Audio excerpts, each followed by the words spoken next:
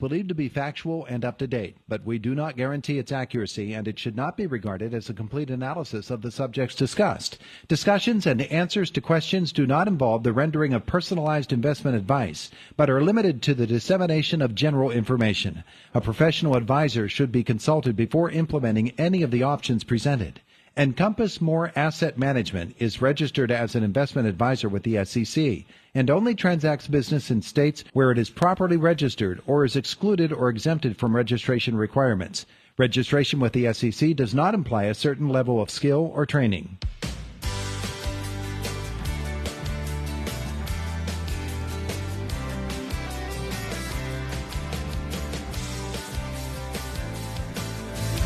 GCES. There you go. Galen, Bargerstock, Clinton Smith with us this morning. GCES. We talk investments. We talk retirement savings with you. Gentlemen, good morning to both of you. Good morning. Good morning, Indiana. Good to have you both with us here this morning. I want to talk about general terms because people just don't understand what they mean. Okay. And even the basic things that we hear all the time. And, there are people out there that don't know what 401k means. What is a 401k? How do I get one? Do I need one? Those sorts of things. And obviously, Galen, that's a really big part of people's financial futures. Yeah. I mean, 401k, all the different names for everything, essentially they're all IRAs, individual retirement plans. So for you to go into a 401k means that your employer provided you some sort of fund that you can put money into. Usually they're going to match a percentage. It's up to the employer, what the percentage is. Mm-hmm. And people hear as well that, this year my employer says, here's what I'm able to contribute. Sometimes there's nothing. The employer says, I can't contribute anything to your 401k this year. And they think disaster has struck. Not necessarily true. No, not necessarily. I think it really depends on the company's profitability every year, but I know right now we're setting up our own 401k. I mean, we've been around for 10 years. We're just now getting to it. So it's a lot harder for a smaller company to try to implement a 401k. But it's something that can definitely happen. And inside of it, we have options as the employer. At every year, we can either give a profit sharing where we decide, hey, we're going to give an extra $10,000 or whatever the number is into everyone's 401ks. And then that would be split evenly based off of how much everyone put in over the year based off of percentages. Mm-hmm. We also have the options to bonus it out. So there are a lot of different options inside of people's 401ks. And that's, again, why we say to sit down with people earlier rather than later, because you want to make sure that you're making the most out of that. Especially, for example, postal employees, they get a matching 5%. We recommend before you start buying life insurance, buying outside investments, or dabbling in the stock market and playing around with money, that you get that matching 5% because that's all free money. Mm-hmm. If you don't put in 5%, you're not going to get that 5%. So at the very minimum, if you have a 401k, the big thing to look for is what your matching percentage is and then keep that. Now, if a company's doing a matching percentage, that's the thing where they're going to get that matching money. Do you know what I mean? If they say we're going to match it, they can't then at the end of the year say we're going to take that away. That's more the profit sharing thing where maybe they just don't have the money because of expenses or stuff that year, or maybe it was just a bad year for the business. That's where employees could lose out. Mm-hmm. All right. Galen, here's something else. And GCES can help us to understand this thing. And people come to you and they say, all right, Galen, I have had an IRA for 30 years. Okay. And every year I've made contributions to my IRA. I'm approaching retirement. What happens now? Well, essentially, you're talking into like the stages of where you're funding it. So, yeah, you're funding it for many years. And it depends on what you're calling the IRA, whether it's something that you took out on your own on the outside, if that is your 401k. Well, if you're coming up to retirement, that's where I find the loss of income to figure out how much money you need to pull off from the IRA at retirement to actually make the same income you're making now. So it really comes into play. Do you have a pension on top of that?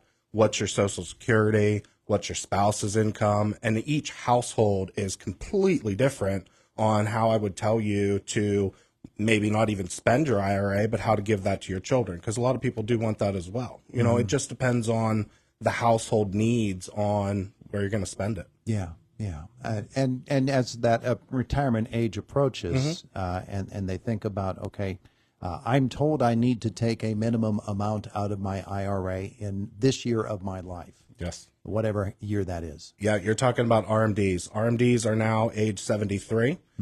So you can tax defer your tax deferred qualified IRAs until you reach the age of 73. And then the IRS is going to make you take out a minimum percentage because essentially you diverted the taxes that long and now they want their cut. Yeah, yeah. Now, as well, Clinton, there's the idea of a Roth IRA, a traditional IRA, a Roth conversion IRA, which takes monies that you put into your traditional and convert over into a Roth, and that gets into people's heads and starts swimming around too. Yeah, I mean, there's so many differences between the Roth IRA, this IRA, that whenever you sit down with Galen, that's whenever he's going to look at the whole house as a whole. There's sometimes where, I mean, we even run into people where they're more concerned with leaving on money to their spouse or to their children, where it doesn't make sense for them to hold on to all their money. It would make sometimes more sense for them to buy a life insurance policy because those life insurance proceeds pay out tax-free. So if you're trying to leave $200,000 that you had in your 401k onto your children, that's all going to get taxed whenever it passes on to them. But if you bought a $200,000 life insurance policy, that's going to pass on tax-free. So it's really looking at the household, the spouse, and really what the people's goals are and what they want to do. And it's just sitting down with someone. I mean, a lot of people want to wait until the very end when they're right there ready to retire, but as you're approaching retirement, you want to start putting your funds in your 401k into less risky situations where you're not going to be losing any money right before retirement, and really start planning things out in advance. Now, you were telling me before we went on the air this morning that there's a specific example you can give us of something along those lines, as well as what GCES can do then to help this situation. This was a long time ago. We were having a picture at Somerset or somewhere like that, like 2007. Yeah. And we were having a seminar. It was literally at a Haas's right next to a postal station. And we had probably about 10 to 15 people there. The entire time there was this guy that sat in the back to protect his identity. We'll call him Perry. Perry sat in the back. He was civil service. He didn't put any money into his savings because civil service, they can literally like just live off the pension. They don't rely on the TSP so much, or a federal 401k. So we're sitting there the whole time. He has this big book that we help them fill out, their retirement book, whenever they're ready to retire. And he sat there the entire time, didn't care about what we had to say or anything. He was 63 years old, and he was paying for life insurance that he didn't know that he was paying for. He didn't know what the deduction was on his paycheck, and he was paying $329 biweekly for life insurance that as soon as he retired, he was going to cancel, and he didn't get to save any of that money. And that price jumped up whenever he turned 60. So we already knew that he was paying that money, $329 every 2 weeks for the last 3 years. He was leaking money and he didn't even know it. Had no clue. And then as soon as he retires, all that money disappears. He never gets any of it back because it was the federal employees group life insurance. So it was a group plan. As soon as he left that group, he didn't save anything. Had we met with him 3 years prior, he would have had over like $16,000 that he could have put into his retirement rather than just losing it and throwing it away because he didn't know what it was. Yeah. And that's when I realized, hey, we can actually do stuff like do this and like be successful and help people at the same time. And that was like a turning point for me, like right when we first started. No, so Galen, Clinton just said, 3 years earlier. So that would have put the guy at 60 years of age. Yeah. You wouldn't mind if they came to you even earlier than 60. Earlier. I mean, the best I can say is the earlier you get in and compare what you have to what you could have or what you need in the future, that's the best time. Clinton's talking about group life insurance in general. So group life insurance policies, usually employers, any employer, it's going to be great while you're younger. I don't bash them. They serve their purpose. But you're paying for a rate based on everybody's health conditions, not your own. So when you're younger, if you pick it up when you're younger and healthier, you can own that policy instead of rent that policy all through the years. My personal danger zone is probably between about 50 to 55. That's usually when any outside company in the nation is going to be able to beat the plan that you're actually in. And if you correct the life insurance issue, that's going to also help you with your savings and your 401ks, because you can also put money that you're spending inappropriate in the life insurance and put it into the investments. There are a lot of people here this morning that are listening to all of this, and Yep. they're saying, these guys know what they're doing. I need to get in to see them because it's beyond me. It's not in the realm of what not intellectually, but experientially. Yeah. I have experience with, therefore I can do this or I can do that. I can think this through. You've already done that thinking. Yeah, I mean, what we're talking about today, the life insurance, like Clint said, it is like our aha moment. Like, wow, like if you correct this one thing, your entire retirement could change course. And we really are helping people maximize what they can do. So that's kind of where I fell in love with the job. Yeah.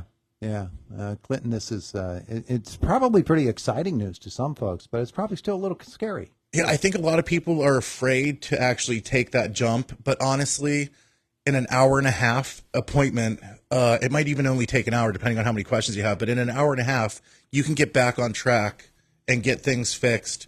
And then, we're smart enough now that we know that we checked in now. Here's the next time we're going to have to check in with you. Mm-hmm. We put it in the computer. It comes up. We call. We set another appointment once we get there. But once you get started on the track and you become a client, we're going to take you the whole way to retirement and then beyond. Yeah. It was a weird moment once we were in the business for a few years and we started to see people start to pass away. Yeah. Do you know what I mean? And we're there through that whole process. Mm-hmm. So once you're a client, you're there until we start working with your children. Yeah. Yeah. Wow.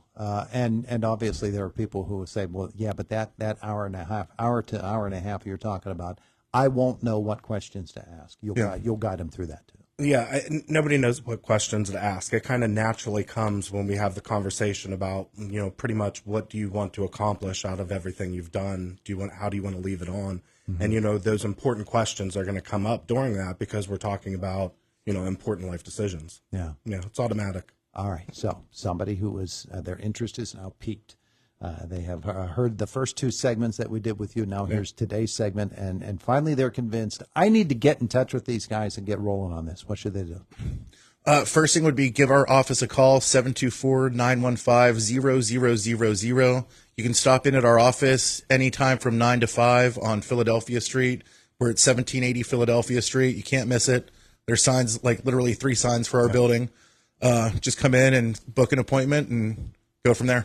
You're all set up to go. Yeah. Gentlemen, thanks so much for the visit this morning. We appreciate it. Thanks for having us. It is the voice of Indiana County. It's WCCS 101.1 FM, AM 1160, and WCCSradio.com. 825 CBS Sports next, and then Jake in the newsroom. This is Boomer Esiason with the CBS Sports Minute, sponsored by Weather Guard Truck Boxes. If it's a job worth doing, it's a job worth Weather Guard. My Athlete of the Weekend award goes to Cincinnati